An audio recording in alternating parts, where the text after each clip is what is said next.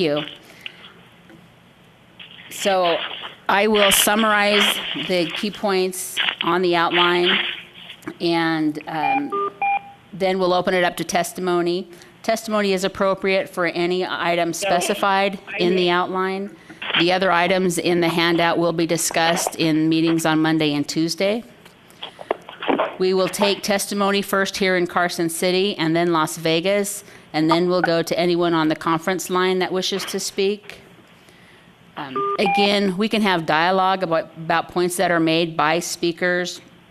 Where you support someone's comments, it's helpful for us to hear that.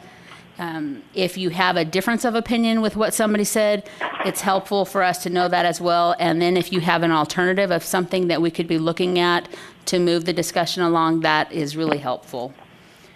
The purpose of these meetings is really to try to get us to consensus on the language and concepts. So the more that we all hear from each other and are agreeing to, the easier that will make this process as we continue to move it through. Just some logistics. Each speaker here in Carson City, as well as in Las Vegas, needs to identify yourself. Well, turn on the microphone and identify yourself, and make sure you're signed in on the sign-in sheets. For those of you on the call, if you could identify yourself, and then make sure we have your contact information by emailing it to our medical marijuana email address, we would appreciate it. The meeting is being recorded. Copies of the recording will be available through the legislature's publication unit. And just a reminder that we aren't debating the merits of the bill. Our charge here is to move forward the regulations. So I would like to just go directly into the outline. This is a 2-page outline that identifies the unique provisions in the larger document that we pulled together, and these are the unique provisions to cultivation facilities and production facilities. So again, the line number lines up with an actual line in the chart, and then I've identified the page numbers to help you navigate that document. So we're only looking at, again, the unique provisions for cultivation and production facilities. Throughout the proposal, throughout our document, the term medical marijuana establishment is used broadly to refer to a dispensary, a cultivation facility, a facility that produces edible marijuana and marijuana-infused products, and a laboratory that tests usable marijuana and marijuana products. And we have a separate meeting set up to receive input concerning the collective requirements that would apply to all medical marijuana establishments. So our role here today, our purpose today, is just to look at the unique provisions for cultivation and production facilities. Beginning at line 55 on page 33, it specifies who will have access to a cultivation facility. At line 68, pages 44 through 46, establishes the requirements for a clean and sanitary condition of an establishment that cultivates, harvests, prepares, packages, infuses, or sells medical marijuana products. It establishes the requirements for agents that provide services at the establishment, and establishes the conditions under which an agent may be prohibited from having direct contact with any medical marijuana or equipment. At line 73, page 50, we have a redundant provision. And again, those redundant provisions are there just to make sure we're meeting the provisions of the bill. We've lined them out and paralleled them to know what kind of language we're offering for those respective sections. As it relates to production facilities, line 64, page 41, prohibits an establishment from selling or transporting a lot of usable marijuana and marijuana products until quality assurance testing has been completed.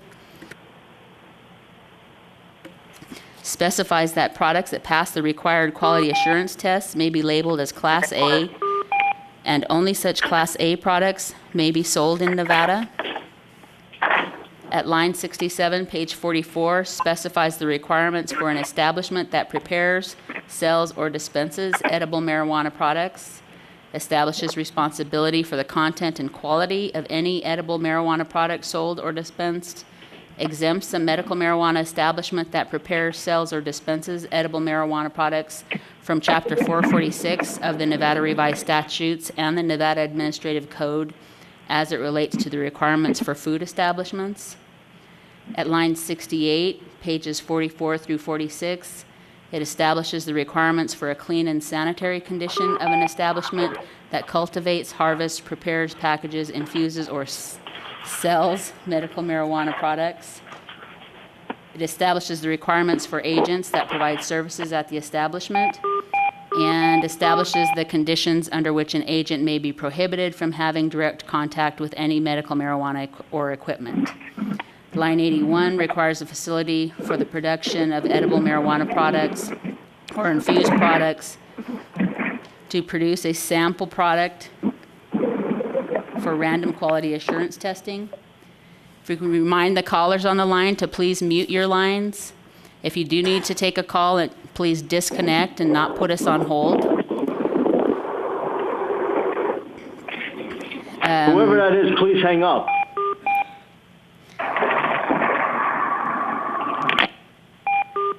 Continuing on, related to line 81, it specifies what the division may do if it requests a sample for testing, and then finally specifies that the facility is responsible for all costs involved in screening or testing pursuant to these provisions. So we will open it up for comment here in Carson City. If anybody wants to put on the record any additions, concerns they have with what's presented here in this document. If you can come up to the table, please, and turn on the microphone.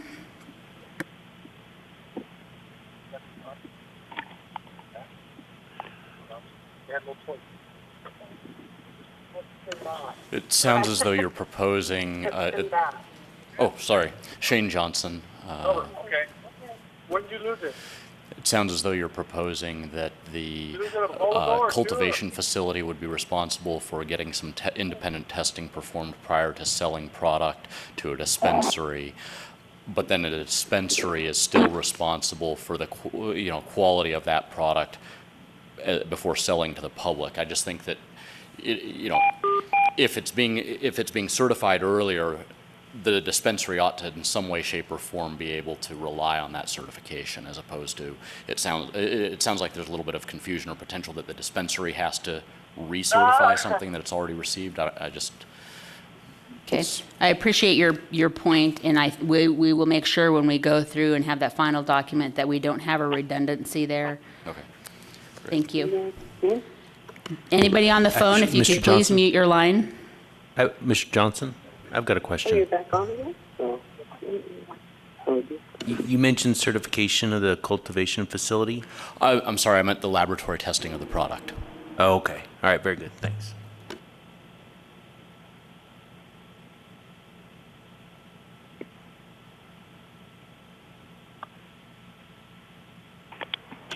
My name is Ed Alexander, and it appears that your doctorate is based on an indoor cultivation facility. I think we need to make provisions in this document for outdoor growth facilities, as there's been a significant swing in this cannabis industry to more sun-grown product as opposed to an indoor produced product, which kind of lessens the footprint associated with this product. So I think we need to take some time to address maybe parcel sizes for outdoor facilities, and some of the challenges that have been faced by our neighboring states have been an overgrow in a residential type of area. I think we need to address, like I say, some parcel sizes associated and security associated with an outdoor cultivation facility. Thank you, Mr. Alexander. We appreciate your comment. I think right now the bill is limiting us to what we can consider as far as outdoor facilities. But as you're aware, the bill created a committee that is going to consider what is required in the bill and the regulations that move forward, and that may be an opportunity to have that discussion more appropriately there, because I think right now we're somewhat limited with what we're authorized to do. Yeah, one of the challenges that we've been faced as a community is information as it results to that committee, because the guidelines as set forth currently on your electronic posting states that the committee will be comprised of 4 legislators, 2 attorneys, a distribution owner, a cultivator, and a patient. And until such time as we issue licenses for dispensaries or cultivation, it's pretty hard to convene a committee, which should be convened prior to this dialing in of the doctrine per se. You know, it's kind of like the cart before the horse type of situation appears to exist.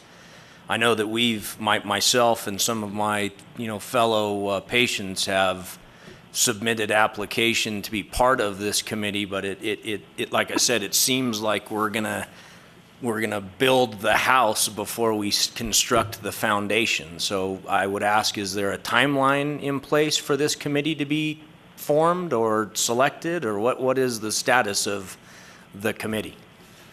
Thank you. Technically, the committee is being managed by the legislature. It's a legislative committee. It's not a committee that we would manage.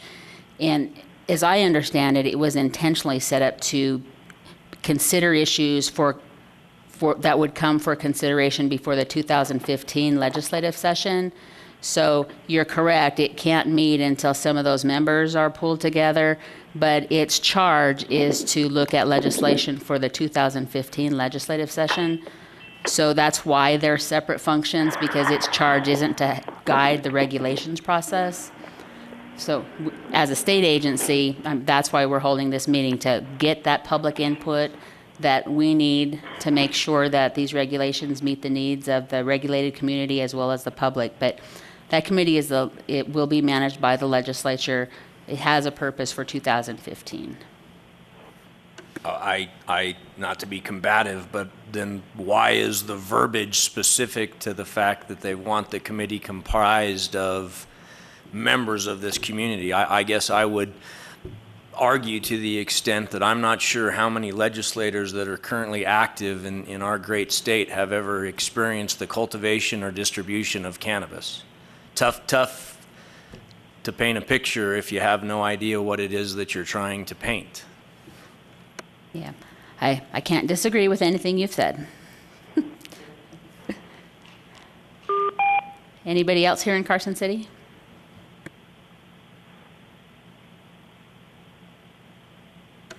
My name's Eric Edgerton. Is there any idea of how many cultivators they're going to permit? Thank you for that question.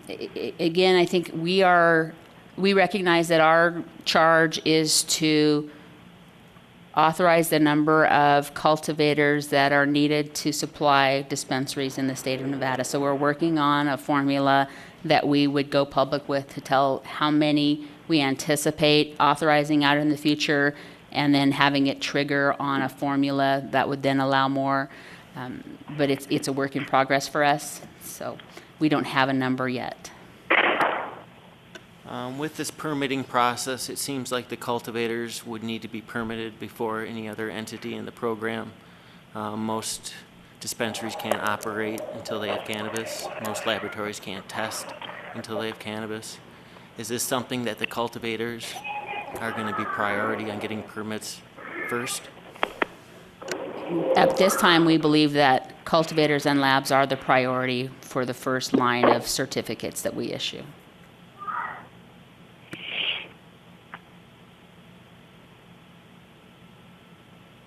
Any other comments here in Carson City? Okay, let's go down to Las Vegas. Oh, I'm sorry, we have one more comment here in Carson.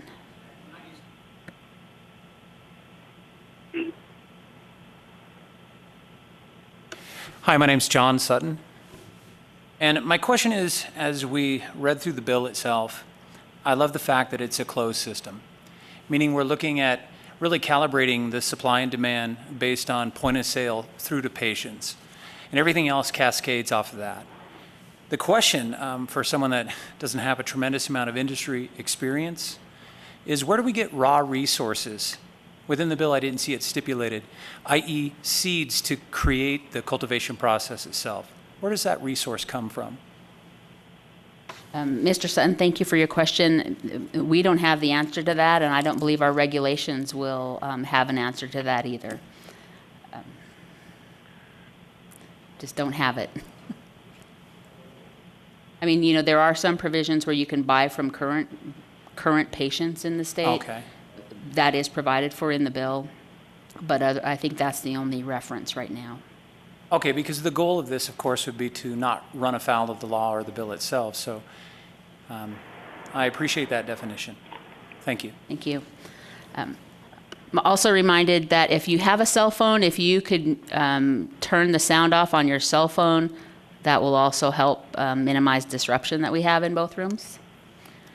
Anybody else here in Carson City? Could we ask the speakers to speak up, please? It's very hard to hear them. Okay. Anybody else here in Carson City?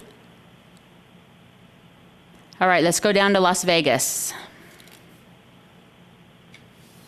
Good afternoon. I'm Dr. David Udy. I've been a hospital administrator. I've been the health service administrator for the Las Vegas City Jail and the Henderson Detention Center. And I'm disabled due to my exposure to Agent Orange herbicide in Vietnam. I'm here to speak about the other disabled veterans and disabled patients within the state of Nevada that seem to be pushed out of this process because of the incredible costs that are necessary and financial resources that are necessary to become part of the cultivation and editable process.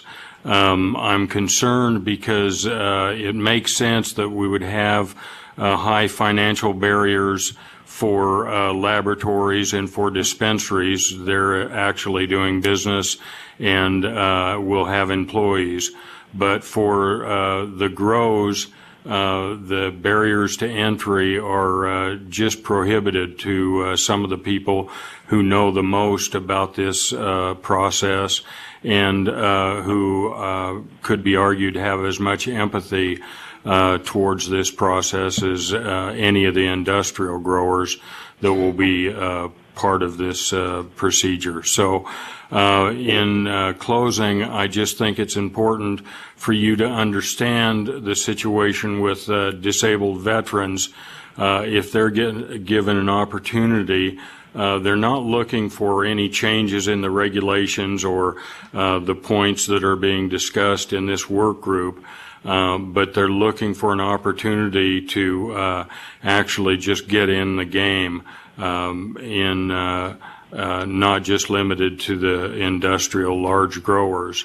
And if you look at the situation with the disabled vets, the opportunity for them to help each other produce their own medication and provide opportunities for teamwork and just the routines of operating a grow facility can be a great helpful advantage to these individuals.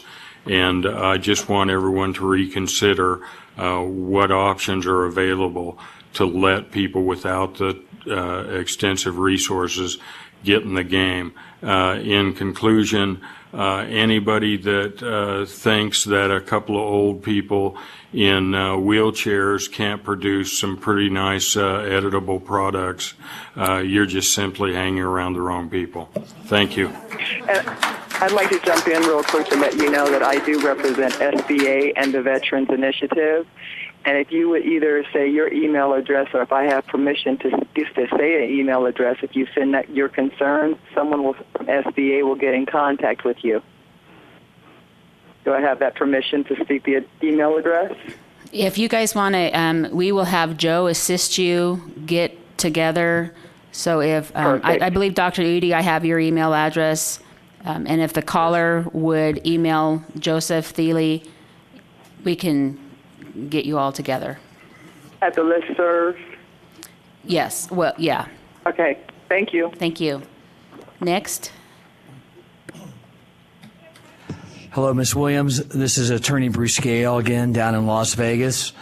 I'll be very brief. I want to talk to you about line 55 as it relates to cultivation facilities and really all medical marijuana establishments. I've read SB 374 multiple times, and it's fairly clear to me what I'm about to say, but other people have a different opinion that I've talked to, so I wanted to raise this issue in front of you today. And that has to deal with access, and for each medical marijuana establishment, the way I read SB 374 is that, for example, if you want to have a cultivation facility and a dispensary, they each are required to have a separate entrance under SB 374. But they could be in the same building, a contiguous or the same building. That's the way I read SB 374, and I'd like to know if my interpretation is correct or incorrect. Are you indicating that at line 55 there's a conflict with the bill? No, I raise this issue because line 55 talks about access to a cultivation facility, and so it's somewhat collateral to the issue of regarding SB 374's requirements that each medical marijuana establishment have a separate entrance. So again, we're talking about access to a cultivation facility or a dispensary that again have separate entrances but are in the same building. And the way I read SB 374, that's not an issue. But again, I don't think I'm going to disagree with you. I think that section, although it would complement what you're saying, I think part of the consideration we have is, as a state, we're going to have one set of regulations, and as you know, the local governments are going to have, if they choose to move forward, we'll have ordinances that will also weigh in on that decision. So our regulations right now aren't going to probably go into that level of detail that you're looking for. I believe that may be something that the local governments will be looking at, putting out into more detail. okay, thank you. Thank you.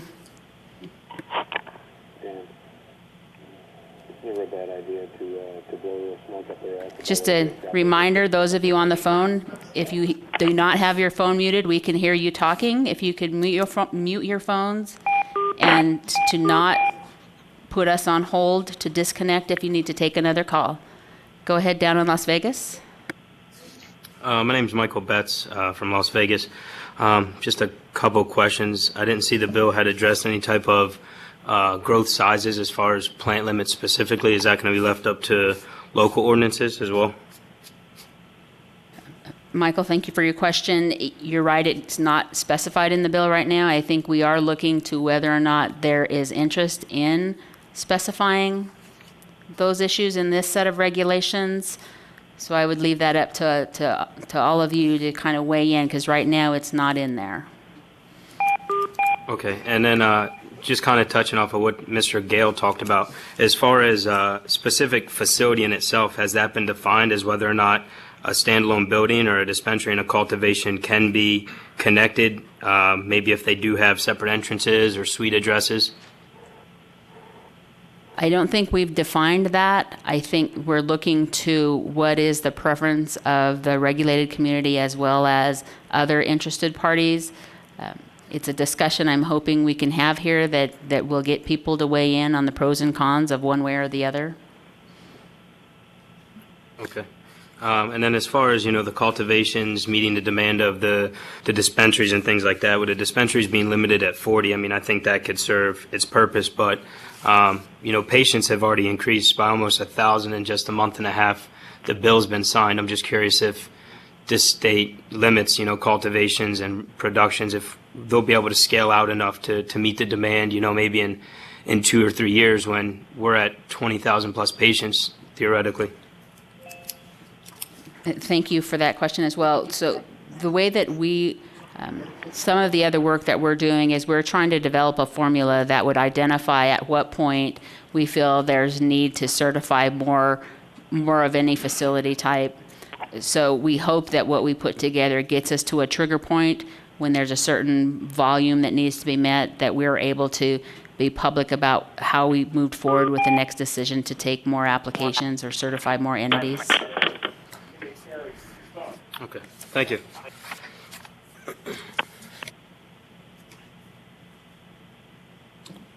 Yes, my name is Forrest Darby. I would like to say a few words in support of the speaker in Carson City that talked about an outdoor grow site or grow sites versus the warehouse grow sites. There was a symposium here in Las Vegas about 2 months ago. Tick was the main speaker, and most of the big players from across the United States were there, and there was a lot of support for outdoor grow sites because they're cheaper and they don't really affect the environment as much as putting all those lights and so forth in indoor grow sites, and they may even be healthier.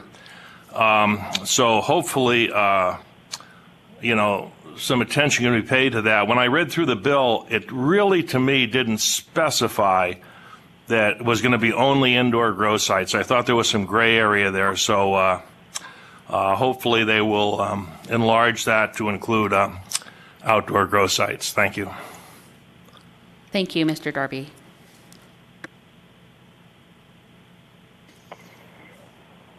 Good afternoon, Ralph Wenger, Las Vegas, Nevada. I'd like to comment on the gentleman's question regarding the number of cultivation facilities. I'm going to suggest that we create a market-driven industry here as opposed to an industry-driven small number of cultivators.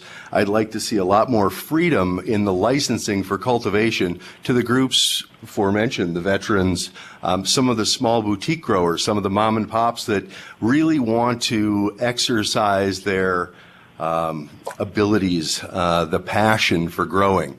I've been told before that the most addictive thing about marijuana is growing it. And those of us that have put a crop in the ground and taken some beautiful colas out will all attest to that being true. So again, my vote would be to create a market-driven economy as opposed to the industry-driven economy that surrounds a lot of other markets. Something similar to the tomato business, where large grow work right alongside of those of us that grow tomatoes in our own backyard, and there's room for all of us to exist happily together. Thank you. Thank you.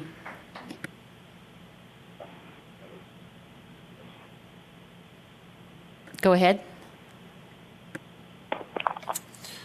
Hi, my name is RJ. I currently own and operate dispensaries in the state of Arizona that are legally state sanctioned. One of the major challenges that is being presented as right now is the fact that there is no product available based on the structure that Arizona took to open your dispensary prior to opening your cultivation site. So there's essentially 60 some odd shops that are open, currently operating, and everybody turned to look at each other because of the nature of the dispensary program in AZ. It's a closed loop sales system between inter-dispensary sales. So, and the question being, how are we going to address the available product and variety of product on the marketplace prior to the dispensary's opening, because it's just limiting the patient's access to product in AZ right now, and it's a pretty extreme because there's lack of quality, lack of availability, and lack of product in general. So that's the first question. I believe that we had indicated we would consider certifying cultivators and labs before certifying dispensaries. Would that get at your question?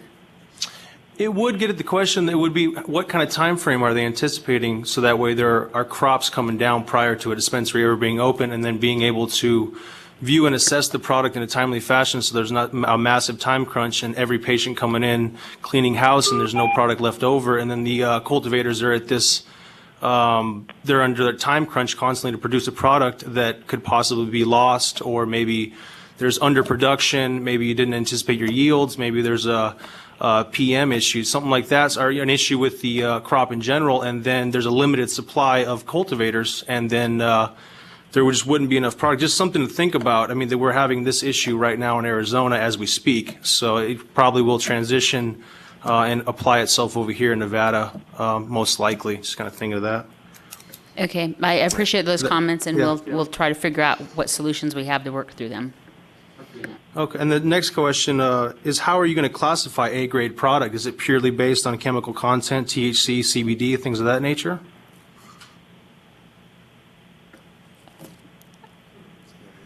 Yeah, I think that that's a fair question, and maybe our proposal right now doesn't have enough detail to get at that.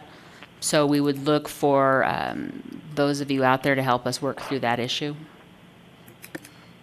Okay.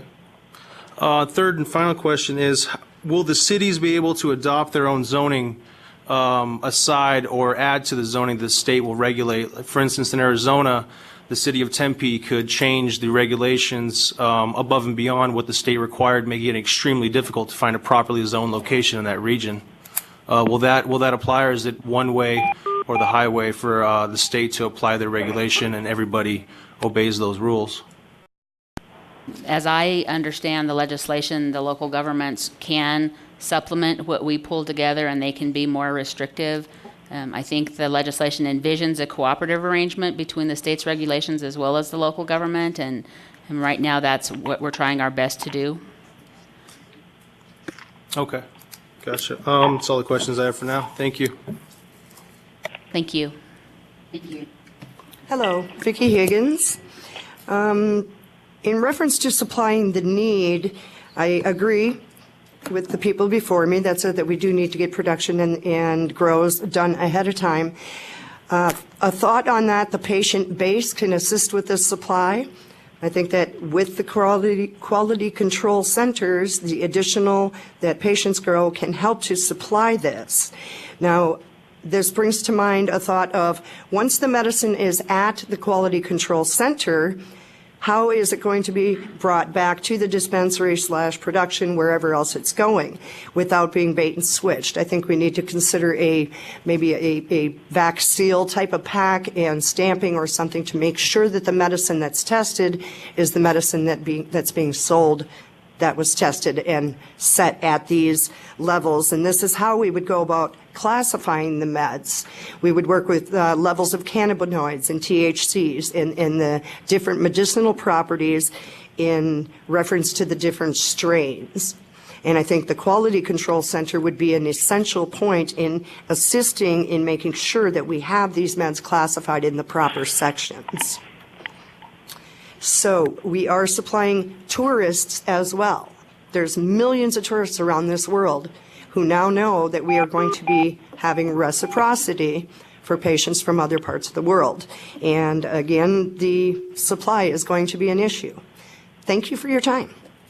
Thank you, Ms. Higgins.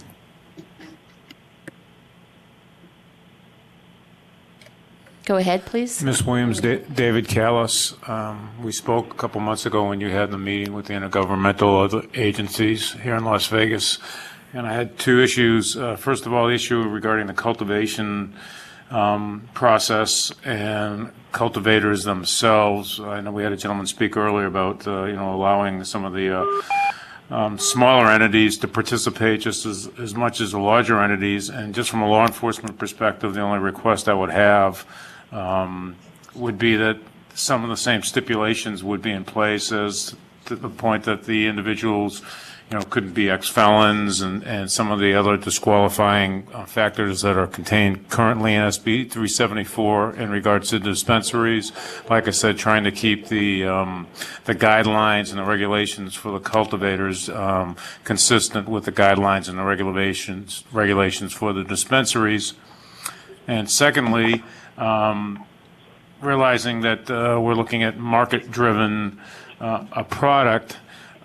What is the state's position on individuals who are applying for licenses and then don't actually implement a facility and just hold on to the license? With the limited amount of licenses we have, is the state going to require that if you receive permission from the state and then eventually from the local government entity to open up a dispensary or a cultivation facility, you would be required then to open up that dispensary or cultivation facility, or are you going to be allowed to hoard 2 or 3 or 4 licenses at the expense of other people who might want one and who might actually operate one, but for whatever reason you choose not to operate it because you don't think it will be productive right now, and you may wait a year or 2 or 3 before you go ahead and implement it?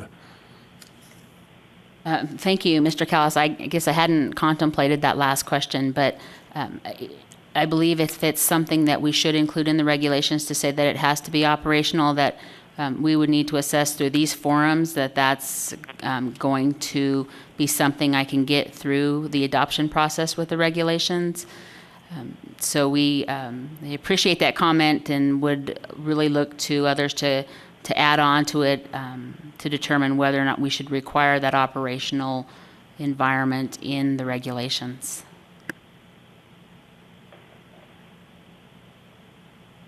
Hello. My name is Kathy Gillespie, and I'm obviously from Clark County. As a building owner here in Clark County, the cultivation units or areas, buildings are going to be driven into the industrial areas.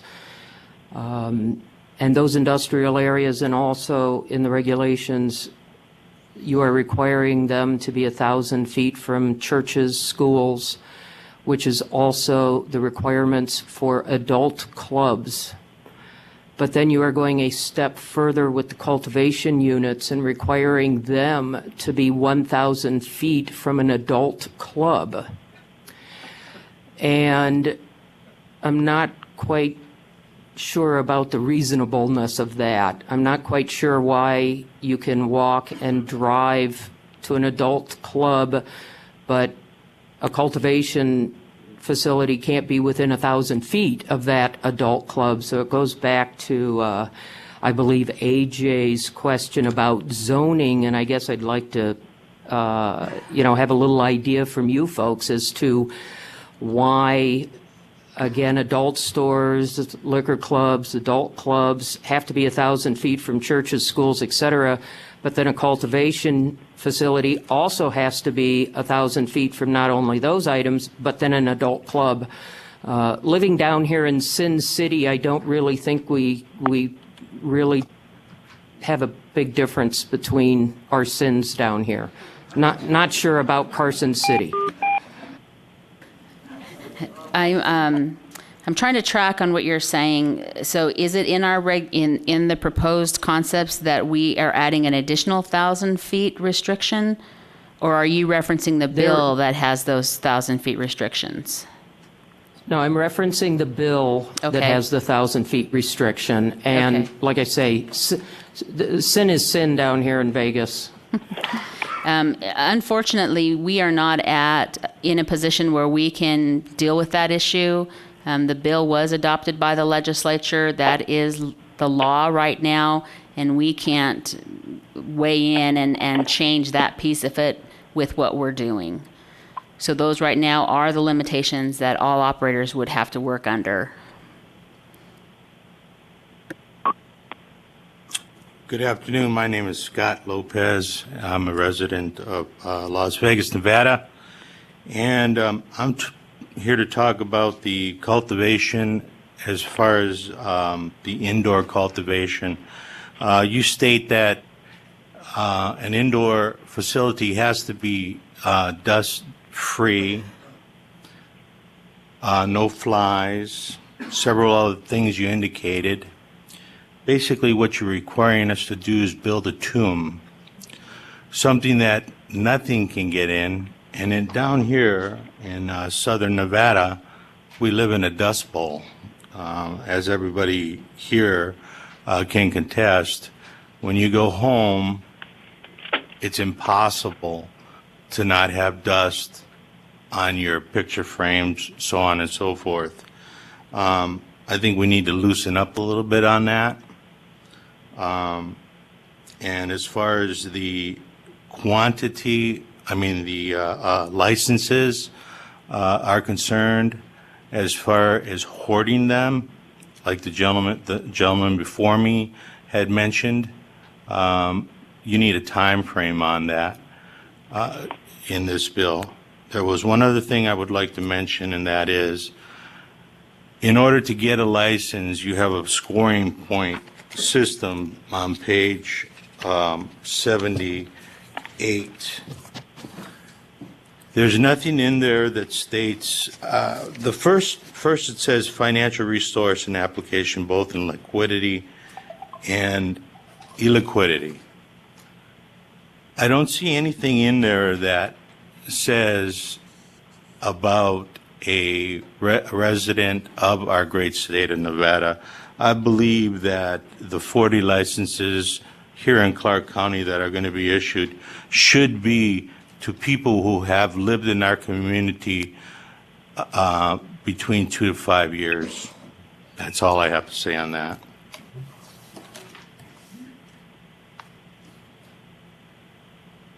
Thank you.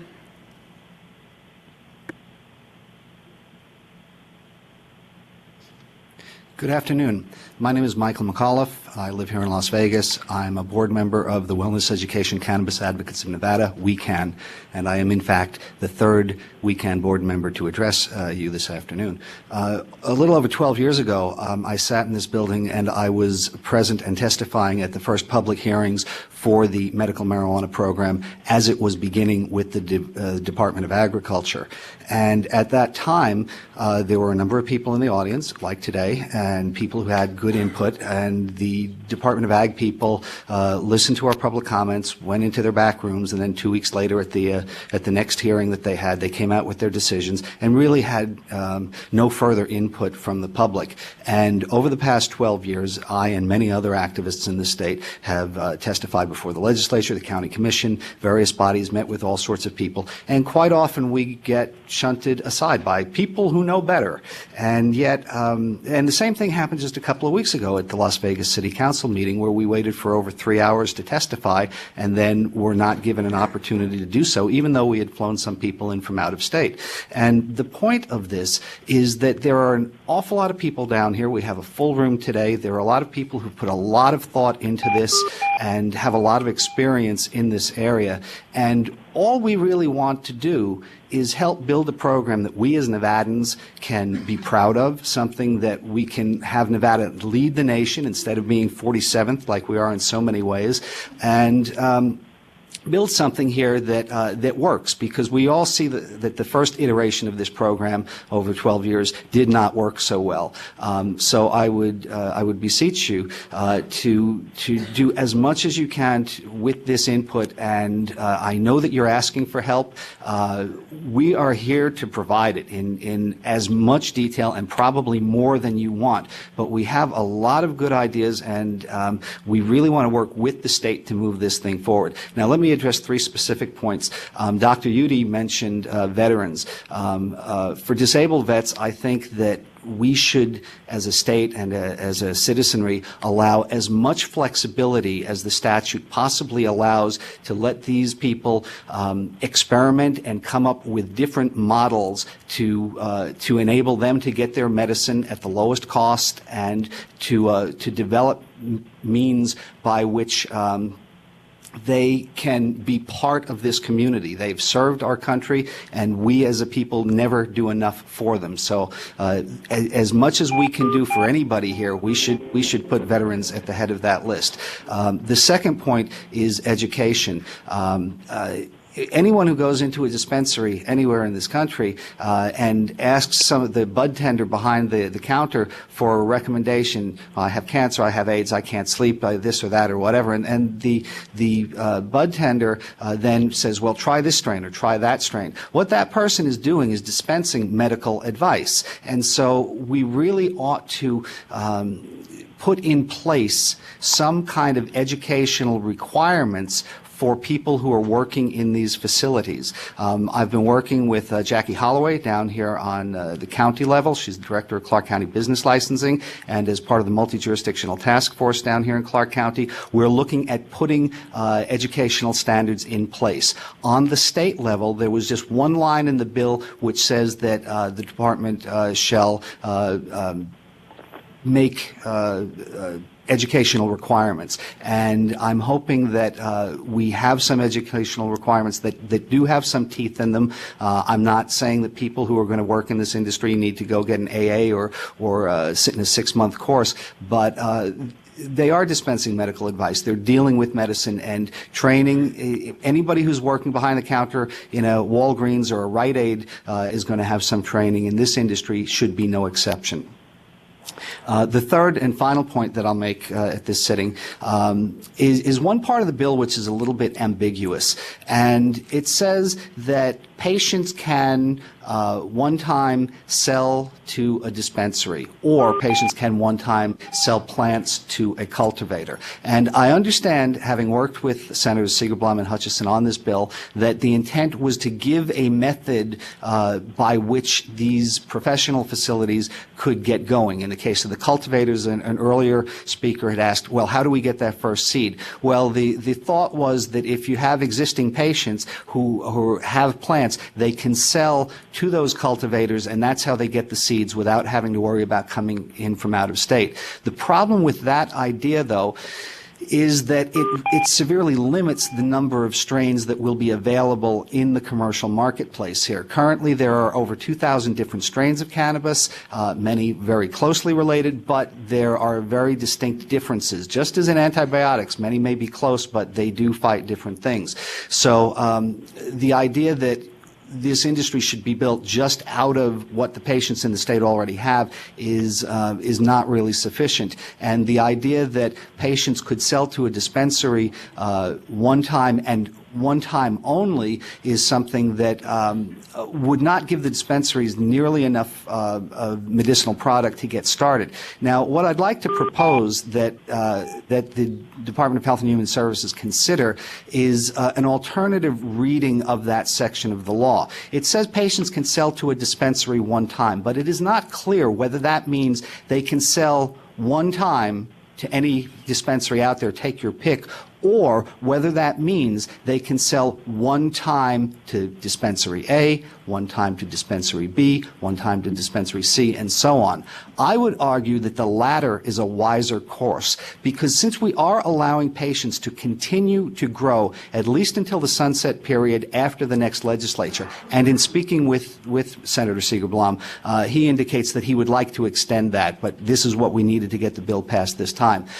The idea is that people will still be growing, and under the current law, if you're over an ounce, you're immediately in felony territory. And the same will be true as of April next year at 2.5 ounces. And yet anyone sitting in this room who grows can tell you that one plant can yield more than 2.5 ounces. And so as soon as you harvest, you're illegal. Under the more restrictive reading of that line in the law, that a patient could only sell to one dispensary once and that's it, then if they have subsequent grows and they have subsequent overages, then they've got to get rid of it. Well, you're not going to just throw it in the trash where the neighborhood kids could find it. You're not going to be able to sell it to dispensaries. There is a tremendous incentive to relieve oneself of that excess, and that means the black market. And we're all trying to avoid that. If we take that same sentence, though, and read it that a patient can sell to a dispensary once, and then a different dispensary the next harvest, and the next harvest, and the next harvest, then what you're putting in place is a mechanism by which that overage can be dealt with without resort to an illicit marketplace. And so I would hope that we can explore this line further, but that you will consider taking the more expansive reading of that line so that we have a method by which the patients who have already been forced by the state to spend thousands of dollars on this equipment and changing a room over in their house and whatever, will be able to recoup some of that expense, sell it into a legitimate marketplace, and prevent diversion into a black market. So anything that we can be of help at we can, please let us know. Okay, I would like to follow up on your education comment. If you could provide us with what some training curriculum or requirements for training, we would greatly appreciate that. Absolutely, I will do that. Thank you. Thank you so much. Go ahead. Ms. Williams, David Callis again, Las Vegas, Nevada. I apologize for coming back up a second time, but a gentleman had mentioned something earlier that I just wanted to follow up on, and I believe he was discussing the idea of one of the criteria being that an individual who receives a license for a dispensary or a cultivation facility would have to have a minimum residency here in the state. I believe that was discussed at the legislature and may have been proven to be illegal, and that's why it wasn't part of SB 374. But what I would like and would ask of the state and your department as you're documenting these regulations to take into consideration that if somebody is going to open up a dispensary or a cultivation facility, or as I call it, a nursery, what the economic impact of that's going to be, and not just about the employees that they're going to employ and the insurance that they're going to have for those employees, but also about what the proceeds of that particular business, whether it be the dispensary or the nursery, what happens to them. Are we going to see the majority of those proceeds leave the state of Nevada and go someplace else and have an economic impact in Arizona or Colorado or California or Washington or wherever, or is the majority of those proceeds going to stay in the state of Nevada and have a significant economic impact on our recovery through this recession and moving forward? And I think that may be a legitimate criteria to consider when evaluating the dispensary applications and the cultivation applications in regards to the economic impact that they foresee for our state as they move forward with their business, whichever one they decide to do. Thank you for your time. Thank you.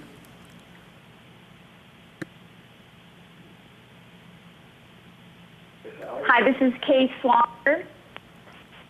And I'd like to ask a question for clarification on the use of outdoor lighting for cultivating the product. So there's a lot of discussion about the difference between outdoor growing and indoor growing.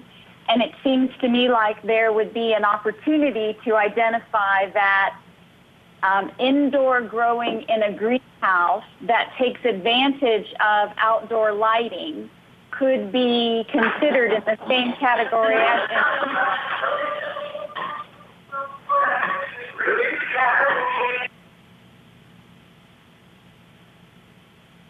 and I'm just curious as to whether or not that's part of the conversation. Yeah, I'm sorry you broke up for a portion of it. But we're still trying to work through our speakers down in Las Vegas. So if you don't mind, I'd like to continue with that, and then we'll come back to you on the phone. Okay. Thank you. Go ahead, down in Las Vegas. Todd Yoren, Clark County. Will the cultivation facility licenses be limited to a single location? Question coming for the fact that, like she was just discussing, perhaps you've got one property that you're going to do an indoor grow in that meets the standards, but yet you're interested in also doing a greenhouse and don't have outdoor facility space available for that. Yeah, I'm sorry, I didn't understand the question. Well, the cultivation facility licensing, if you get issued a license for it, are you limited to a single location?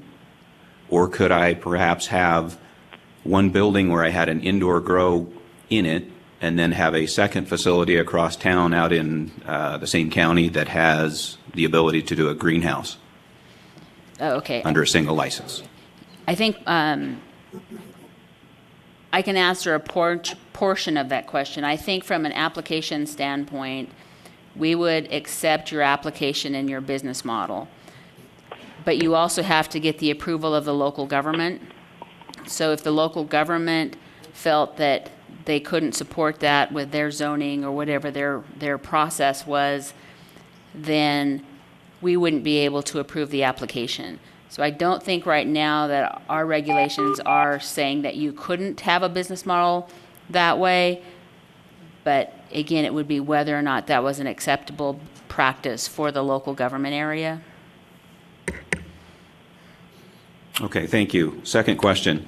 When you reference the point system that's defined on page 78 and 79, can we get clarification on how that's going to be structured? Is there ultimately 100 points available and they're divided between those categories?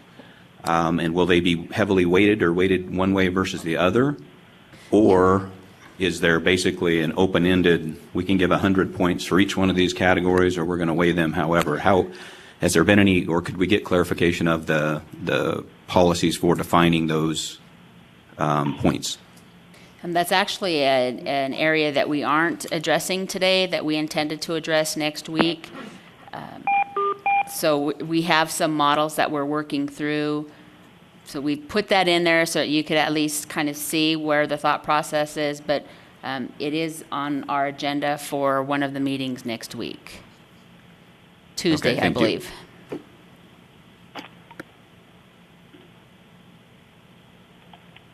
Anybody else down in Las Vegas?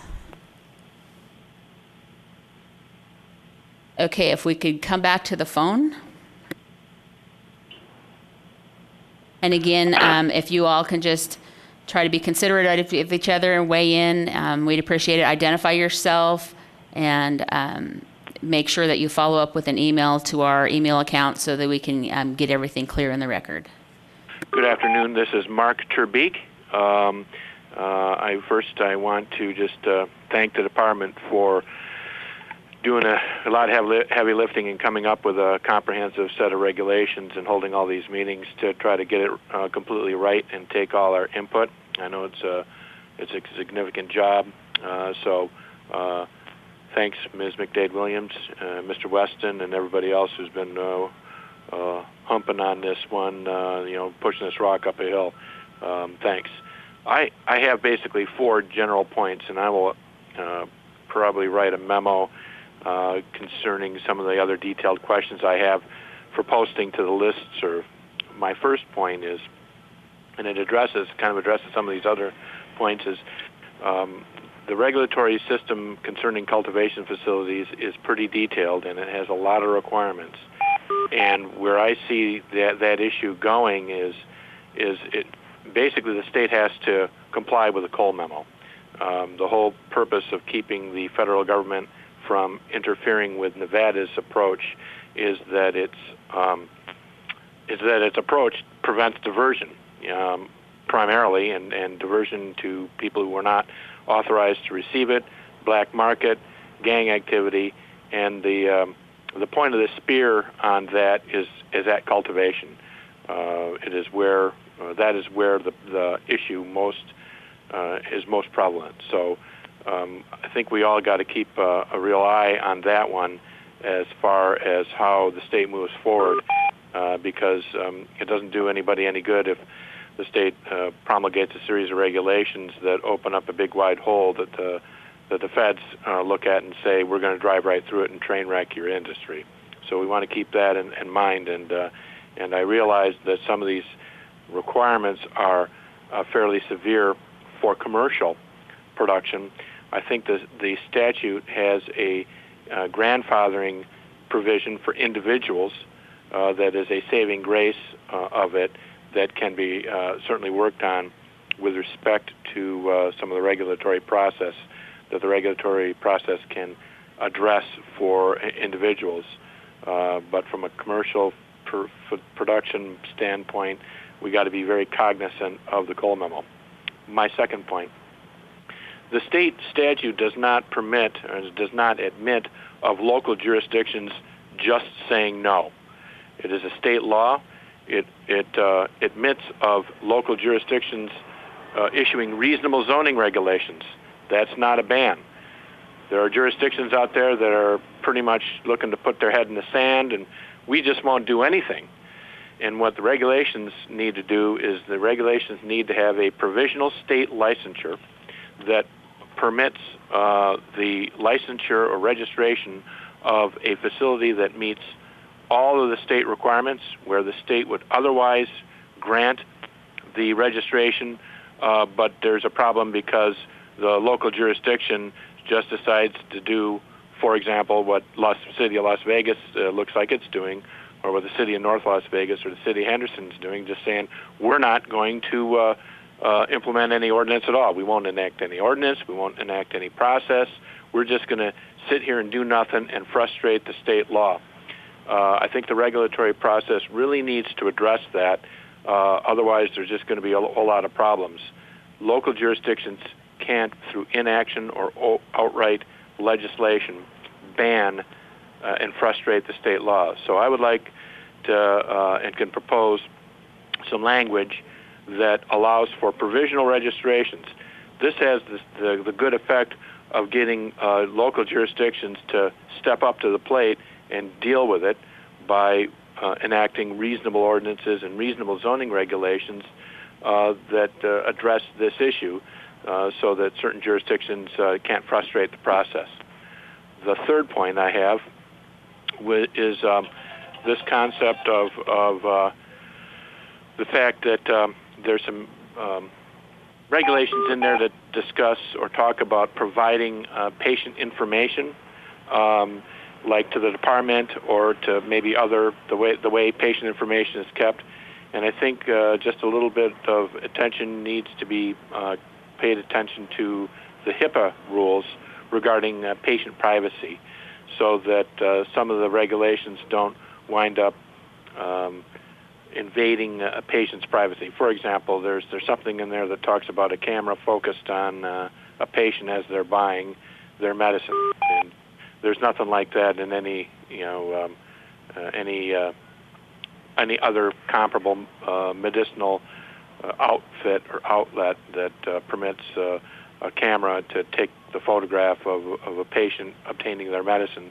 I think that might be a little problematic from a HIPAA standpoint, and I think a simple request by the department to look for all the patient records concerning a patient at a dispensary might be a little overbroad. So I think that can do some little tightening up to make sure that patient privacy is protected. And then finally, this concept of a lot definition. I appreciate that there's definitions concerning lots and batches and all, but my concern is that the definition is so broad that it would require so much testing as to drive the cost up for the end consumer. So that my take on it is that if you've got a 1,000 square foot grow facility in a particular room, that would be a lot, regardless of how many strains or different sizes of plants were grown within that. So that's my concern about the definition of lot.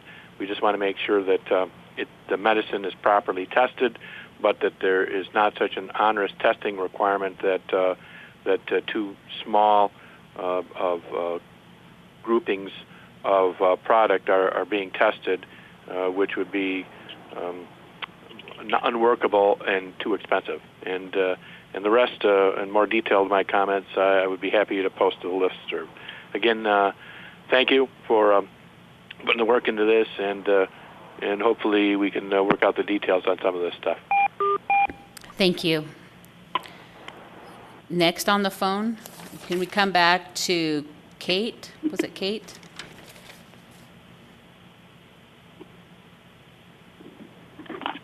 It's longer. I was on the phone earlier. It was hard to see on the video whether or not you were speaking still with people in Las Vegas, so I apologize for speaking out of line. I was curious as to whether or not there had been a lot of discussion about differentiating between indoor growing in a warehouse and indoor growing in a greenhouse, one using electrical generated light and the other using natural light. Okay, thank you. I don't think we've had a lot of discussion, so I know we haven't heard from anybody, so hopefully it comes out in these forums of whether or not you can properly secure a greenhouse, did you say indoor greenhouse? Indoor grows? That's correct. Well, so in essence, all greenhouses would be indoor greenhouses in the event or the effect that they are covered and that they have cooling systems and heating systems, and the plants are grown, in essence, under cover, and that would be different than outgrowing, where the plant might just be outside in a backyard or in a large field.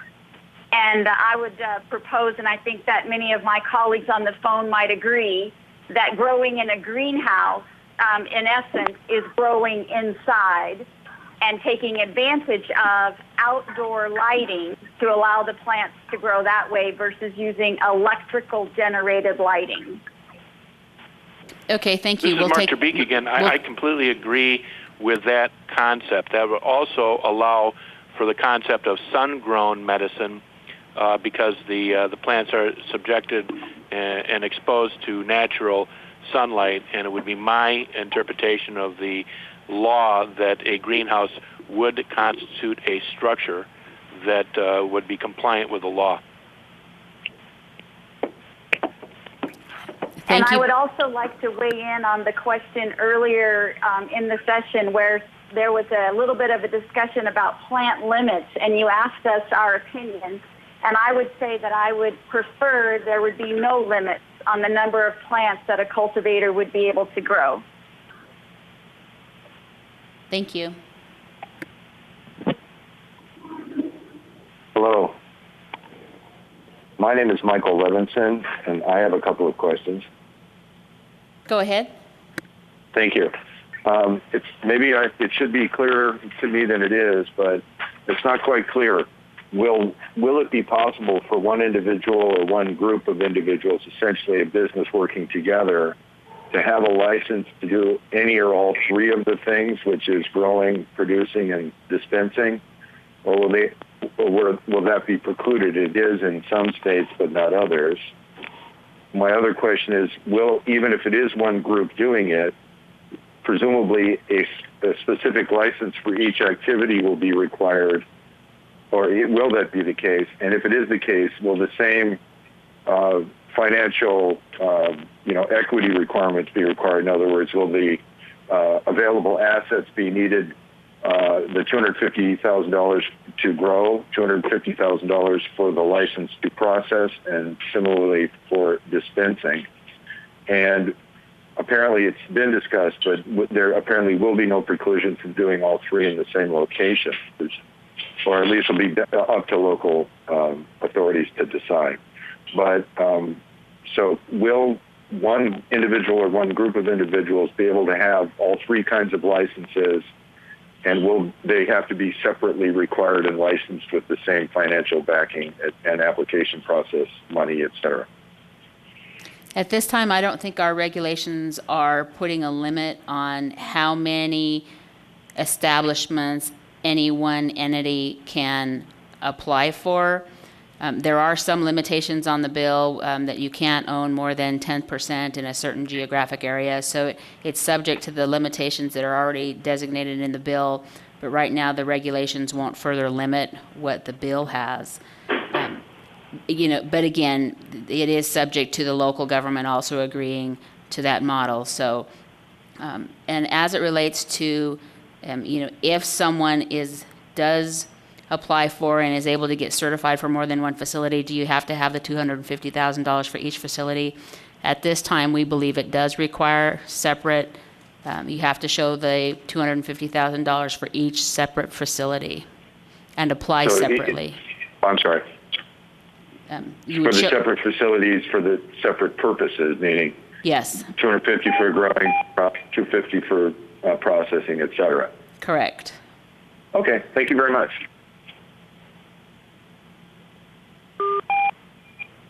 Hello? Yes, go ahead. Yeah, Donna Forrester, Las Vegas. I just kind of have a question, I guess.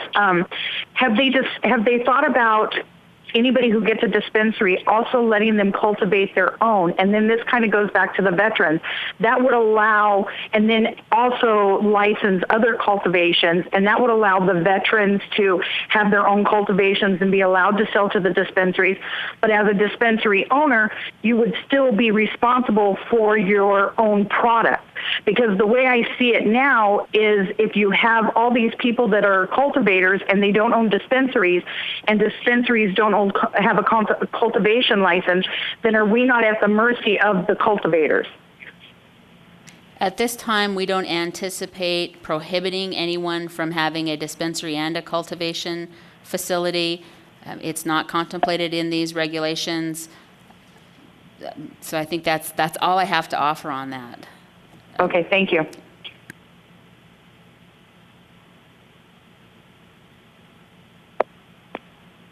Anybody else on the phone? Yeah, I have a question. This is Tony Chastelson from Las Vegas. Is there a limit to the amount of grow facilities that is contemplated? So in Clark County, the limit for dispensaries is 40. Is there a limit to the number of grow facilities? And is it contemplated that the grow facilities would sell most of their product to a dispensary that they own? It is, let me see. We are required to limit the number of grow facilities, the number of cultivation facilities, and we are working through a formula now to determine what that number will be. Again. Okay. In Colorado, they have a system where I think the grow facilities must sell 70% of their outputs to their own dispensary, and the dispensary must buy at least 70% of its product from their grow facility, and it seems like that's an intelligent way of managing not shipping out of state and not sort of getting out of control. So I would offer that, I guess, as something to look at. Thank you.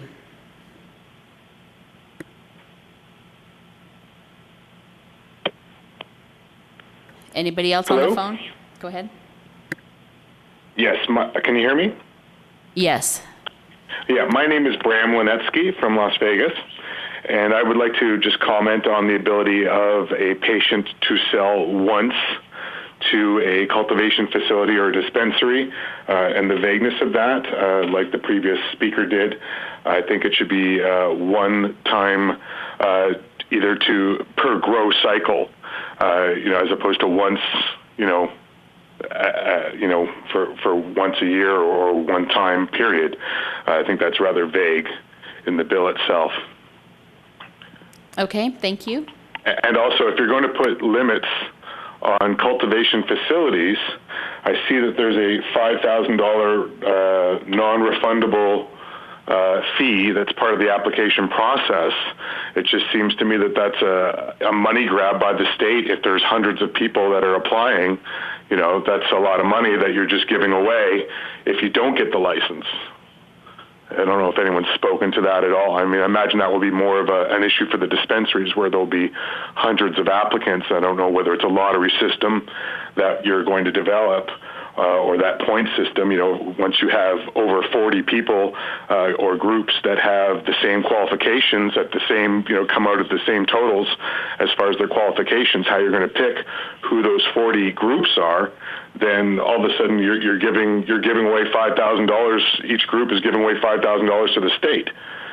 I don't know if you've addressed that at all or had any. I know that 5,000 is the maximum, I believe, or that's set out in the law, and the 30,000 is the maximum in the law. So whether you've actually come up with a figure for what those applications are going to be. Thank you. I appreciate your comments. I think it's a struggle we're having, to be honest. And again, this is a discussion we intended to have next week, but. There's more than just the cost to operators. There's also the cost to us and what we have to do to be able to sift through a bunch of applications that we ultimately are not going to award. So it is an issue that we're working through the best we can, and I hear your concerns. Thank you. My name is Al Brody. My question is, which are the acceptable zoning codes for cultivation and production facilities? For example, light industrial, heavy industrial, ranch acres, rural homestead residential, neighborhood commercial, general commercial, business opportunity overlay. Any clarification would be appreciated. Mr. Brody, I'm sorry, I'm not going to be able to weigh in on that. That is an issue for the local government, and it's not something that our state regulations are going to address. Okay, thank you. Anybody else on the phone? Yes, my name is Earl Langston. I'm actually from Las Vegas, Nevada, but I currently work in California. I'm a master grower here in California with one of the original dispensaries that was licensed here.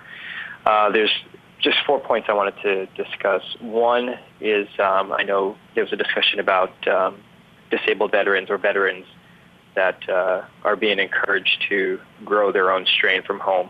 We do, even master growers like myself, we do encourage patients that have the ability to grow their own strain for their own personal use at home. But touching base on the education portion that the gentleman brought up before, there are certain things that we need to make sure that if a person is going to be growing their own strain at home, that if it's an indoor grow, that they have to have the proper education for the use of chemicals to help their plants. There is going to be pesticides, there is going to be Eco-20 used, there's going to be sulfur that's being burned, and if that is not taken care of properly, inhaling that, it can be a health issue. So there needs to be some type of education in place for the patients that are going to be encouraged to grow their own plants at home. My other topic is we need to figure out how it's going to work with transporting clones. If the cultivation sites in Nevada don't have clones or seeds already, we need to figure out where they're going to get them from. Obviously, it's not going to be within the state, or legally it shouldn't be.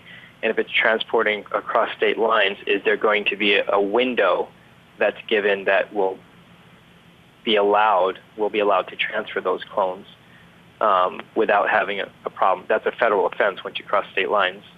So we need to look at how we're going to get these clones into the facilities so we can start growing. Another item is the license for the Nevada residents. I know that was brought up. It was originally introduced into the bill when it was first brought out, but they since removed that requirement to have a 2 or 3 year residency. I'm hoping that the licenses are not going to be limited to or have some type of precedence for Nevada residents only, because the experienced growers or the experienced cultivators and dispensary owners, they all come from other states. So I'm hoping that that's not going to be the issue. And the last thing is my partners and I have developed a formula for pets that is called companion cannabis. Is there going to be a regulation for veterinarians to be able to use this item for their patients, or will that be a completely different, because they're not a dispensary and they're not a patient themselves?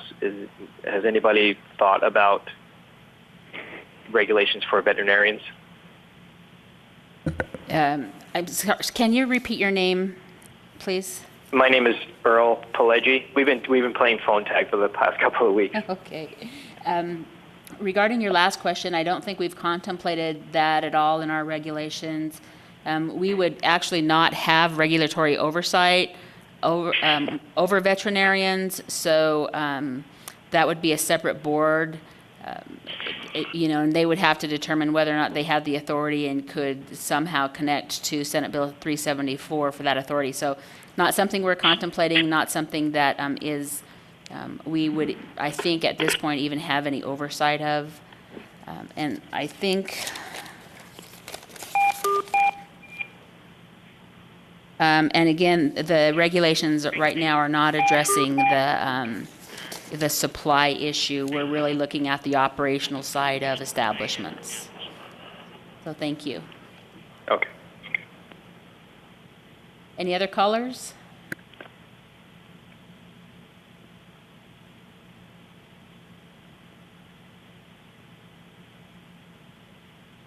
If there are no other callers, then we will come back to Carson City for anybody that wants to do any follow-up. Hello? Hello? Yes, go Actually, ahead. there is just one more comment that I have. Mark Trebeek, and that's on the, just one more comment on the concept of patients being able to provide product to dispensaries and cultivation facilities on a one-time basis. I agree with Mr. McAuliffe. The statute is vague and it does not specify that the patient is only able to do it once to one dispensary. And I would encourage the department to write some regulations that follow Mr. McAuliffe's suggestion and allow the patients to do it once to each dispensary or each registered cultivation facility, although I don't think the statute would allow that to be done on a per harvest basis. I think you're within your grounds to say that a patient could do it to each dispensary, once to each dispensary and each cultivation facility. That's all I have to say. Thank you. Thank you. I have to echo the gentleman's comments before. It's a very dangerous situation that you're getting into by having patients continue to grow their own medicine and continually feed the dispensary as well as grow facilities. The reason that we're having these professionally maintained, inspected grow facilities is to maintain a certain level of integrity of the medicine, where a home grow is not going to have that same level of integrity. You're not going to know what types of potential contaminants are on them. Granted, the laboratories will provide a major role in this. However, it gives the opportunity for patients to have a very large amount of abuse with they might not be, they're just selling it themselves out the back door. And I know that might not be one of the more popular comments of the session here. However, what we're experiencing in Arizona is a vast number of patients continuing to grow, and an abuse is starting to form within the environment here of patients growing. Dispensaries are continuing to grow. However, there's becoming a larger black market now available because the patients are growing and now selling it. Thank you for those comments. We're going to come back here to Carson City. This is Shane Johnson again, Washoe County.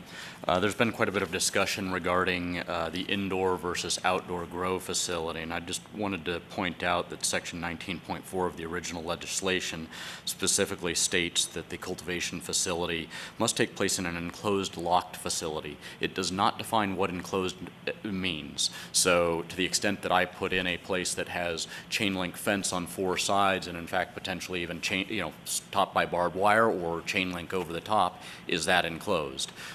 So I think that there could be some clarification on that to the extent that it enables people to do outdoor grows as well. Second comment, there's been some discussion today regarding the timing to act on licenses if they're granted such that nobody can just squat on a license. I think that's very appropriate. At the same time, I think there needs to be a reasonable time frame within which somebody can act upon that license, because setting up a dispensary, getting all the software in place, all of that, once you get a license approved, it will take some time to do properly. And for those of us who are interested in this and want to do it properly, I want to have all my ducks lined up, so there needs to be time for that. Have you given thought to what would be an acceptable time period? Some of that depends on things like supply. If I want to make sure that there's an adequate supply. If I'm opening a dispensary for patients, there has to be supply. So I would think 6 months or something like that, maybe with a possibility for an extension by request, something like that. But I'm still working through kind of pro forma thoughts on how long all of these steps will take. There's also been discussion today that with the current lack of ability to, or the only means for a cultivation facility to acquire seeds or strains is presumably from an existing patient in the state. That's the only kind of legal mechanism. There's a lot of detail in the proposed wording regarding identifying the source of seed, and I'm thinking, given some of the earlier comments regarding the current patient base in this state may not have an adequate variety of strains, et cetera, to really meet the medical needs of the community as this grows. It may be one of these situations where it's better to implement a don't ask, don't tell policy in terms of the original source material for a cultivation facility. So just something to think about. Lastly, I do believe that licenses should be preferentially provided to Nevada residents. I understand the legislation strips that out, but I do think that there is an allowance for that by stating that an applicant's payment of Nevada taxes currently can be used as consideration of merit for a license. I think that if there's not enough expertise in this state, I guarantee you that any of us who are interested, we can easily find people out of state and hire them as consultants. So I don't think that that should be a requirement for the actual applicant themselves. I believe that is it. Thank you. Thank you. Eric Edgerton, just want to touch base on a few more points. As a cultivator, getting material to start out with, this gentleman had a great idea, and don't ask, don't tell. We have a lot of states that have access, Washington, Colorado, to different clone material that we could bring in and start with. And on the topic of patients selling to the dispensaries, I'm going to have to frown on that, just because as a cultivator, I'm taking on a lot of fees. Whoever's doing that, please hang up their phone. And taking a lot of scrutiny from local governments. And the patients would almost have a free pass just to be selling marijuana to these dispensaries without any of the regulatory fees and a lot of the inspections that we will endure.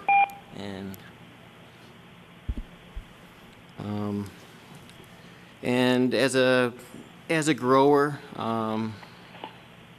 getting a permit, putting a timeline on when I can actually start is a tough timeline to put on. I don't own a warehouse. I don't own a greenhouse. If I decided to build out a greenhouse, that could take up to a year.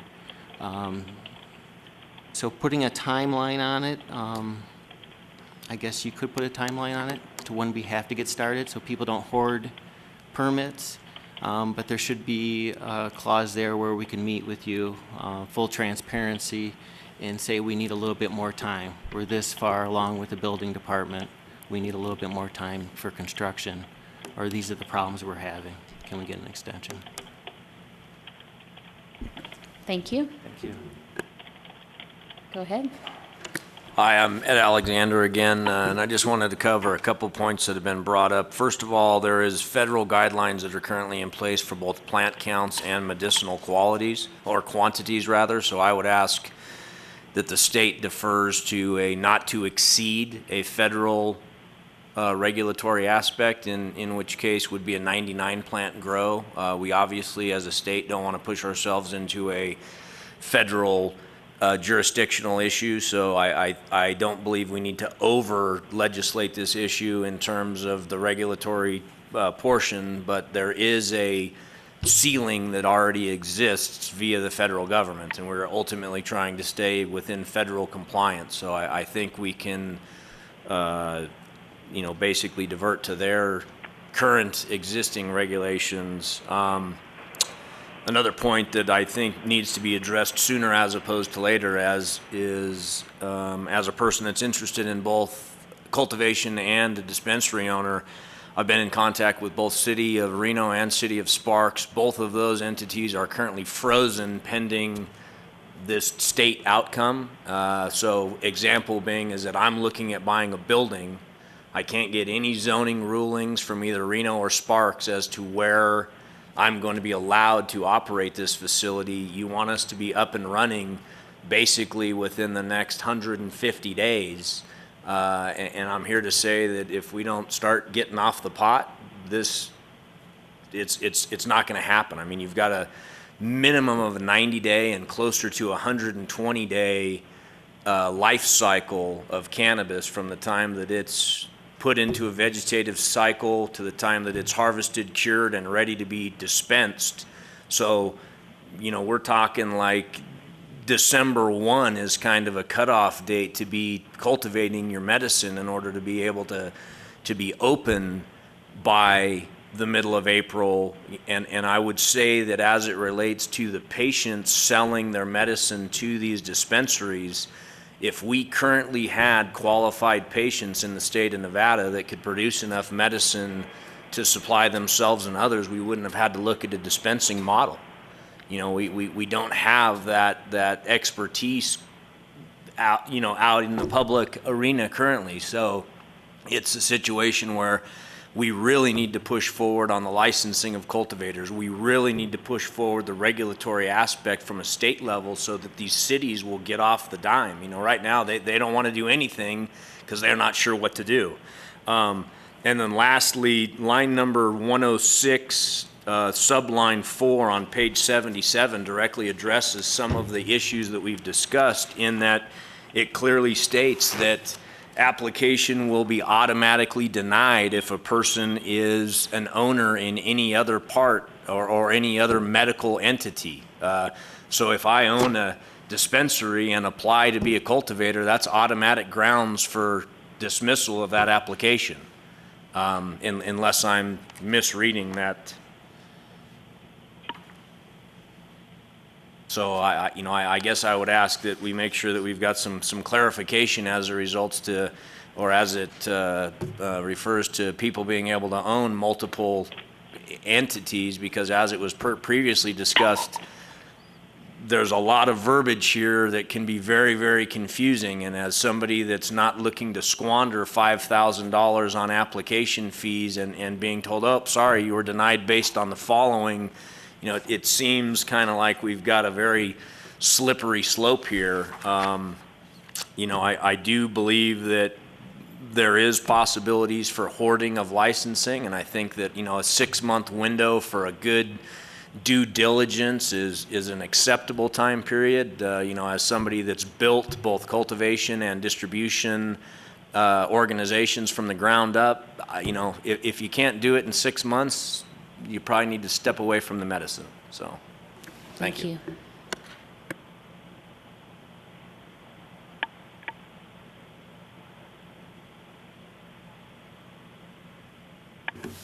This is John Sutton once again from Washoe County.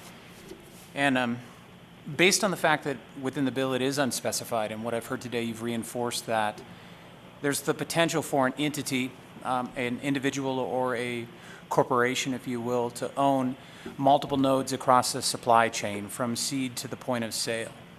And so I would be very leery of limitations in terms of the amount of grow. I'll give you an example. We've ran the financials and the projections for multiple dispensaries being fed by a cultivation facility. A 99 plant limit would certainly not produce the quantity required to serve the patients across 3 to 5 dispensaries. We've done the math from a patient consumes on average 1 ounce through the 2.5 ounce limits every 2 weeks.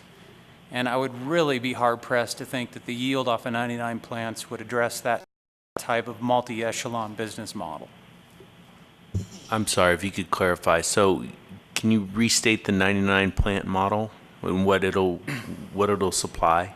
Because we've been looking at that and we'd appreciate, you know, your input, and that's why we're all here. You know, so again, my domain expertise is in technology companies, so I'm not going to be the expert as it relates to yields off of plants. I've been running companies in Silicon Valley, and this is outside of my domain expertise. But what I will state when I get into the math, and math is fairly straightforward as it relates to this business proposition, when I started calculating across 3 to 5 dispensaries, if you will, what it would take to feed 3 to 5 dispensaries with an on average, say, 275 patients per entity, per dispensary. The math states you need quite a lot more than 99 plants pushing product through the supply chain to the storefront to be able to address that type of quantity required.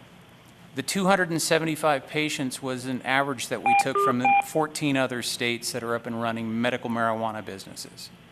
And so we felt our calculations were fairly conservative, and I don't believe 99 plants could yield that type of quantity. In fact, I'm confident it couldn't. So I'd be hard-pressed to want to engage a multi-echelon business model here 4 or 5 dispensaries, a cultivation facility, if there was a cap on how much I could produce myself. Did that clarify? Yeah, we appreciate your comments, and I think we're not going to come to a decision today. Yeah. So really, it's just, that information is helpful for us and others as you weigh in, having some of that discussion.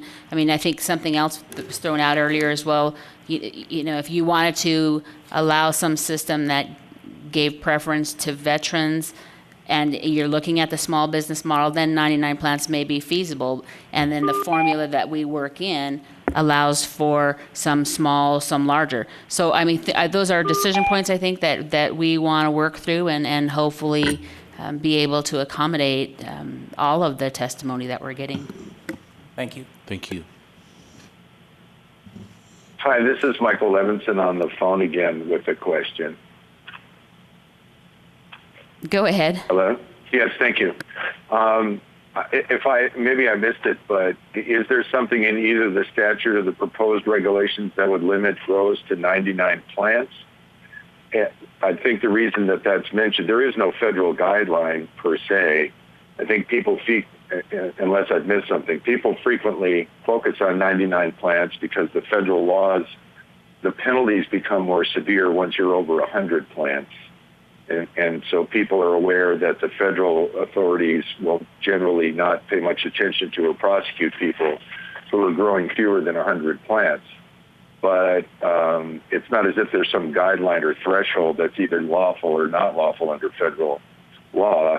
The Cole memo pretty much says that in states with sufficiently strong regulatory systems, people who follow the regulatory systems will not be prosecuted by the federal authorities. But there is no, unless I missed something in the Nevada rules, there's nothing per se legal or illegal about 99 plants. Is that a proposed limit in some way? I think it was responding to something that we had earlier where there was a question about would we envision limiting the size of a cultivation facility?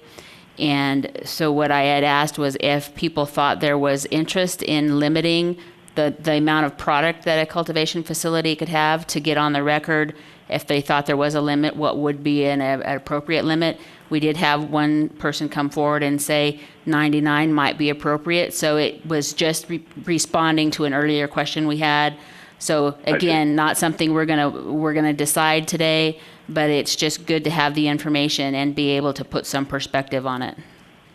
If I may, I think the last individual too. I appreciate your response. I think what the last individual was pointing to is that for people that do this, that grow and process and distribute cannabis on a more professional basis, for them to invest the time and money and expertise in doing this in a way that really provides good quality medicine to people, having it essentially be limited too small, and whatever that number is something that your group will decide, would be discouraging to them, because it's not the kind of effort and investment that goes into it could never be recouped on something like 99 plants or anything, quite frankly, terribly much close to that. And so to make it a cost-effective venture for people with the kind of experience and expertise, it would definitely have to be larger. So thank you very much. Thank you. We have some people. Control calling from AZ Med Testing in Arizona. The 99 plants is one thing, but the state better be prepared if they're going to do that to have a minimum of 500 to 1,000 grow facilities minimum to provide the amount of medicine that is going to be required for just the patient population in Nevada. Thank you. Again, I appreciate it. We're not deciding it today. And I think that there are some options on the table that have been proposed about maybe looking at how many small cultivators you want versus how many large. Those are decision points that we will work through and hopefully get us someplace that's acceptable for everyone. So I'd like to go down to Las Vegas, if I could, to the witnesses at the table in Las Vegas.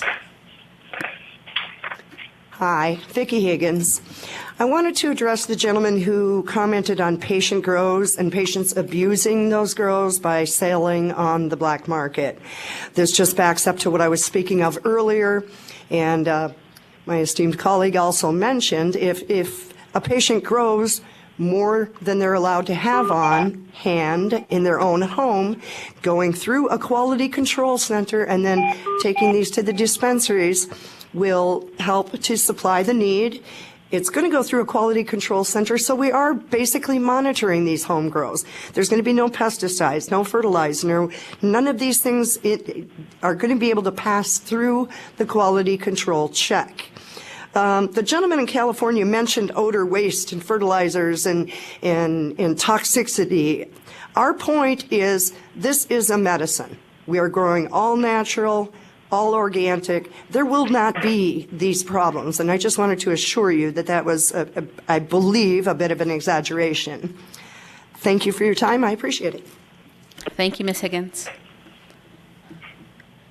Go ahead. Michael McAuliffe, once again, here in Clark County. I'd like to rebut, and I know you're not making a decision on this 99 plant thing, but 2 points I'd like to make. First, on the 99 plants. The reason that this is even an issue, that people even talk about it, is because at 100 plants, a federal 5-year mandatory minimum kicks in for manufacturing cannabis. The problem with the idea that keeping it at 99 plants is that the DEA has already estimated that the average indoor grow yields 5.1 harvests a year. So if they wanted to come after you, even if you only had 20 plants, but they could prove that you were doing it for a year, by their forensic accounting, you've grown 105 plants, putting you over that 100 plant magic number. So the idea that being under 99 plants is somehow protective from the federal government is just a fallacy, and it's something that should really be given no weight in your deliberations. And as far as the federal government doesn't go after small people and that they're only going after the large growers, in the Roger Christie case in Hawaii, the THC Ministry of Hawaii, in order to pressure one of his workers to roll over and testify against him, the federal government indicted a grower for 2 plants. So it can't be said that this is a magic number. So I think that the whole 99 plant idea is just kind of a manufactured controversy, and I know you're not making any decisions on it. I would hope that you would think that it doesn't have any weight, and so don't include that in your considerations. The points that the other gentlemen were making about economy of scale are certainly valid. It's a choice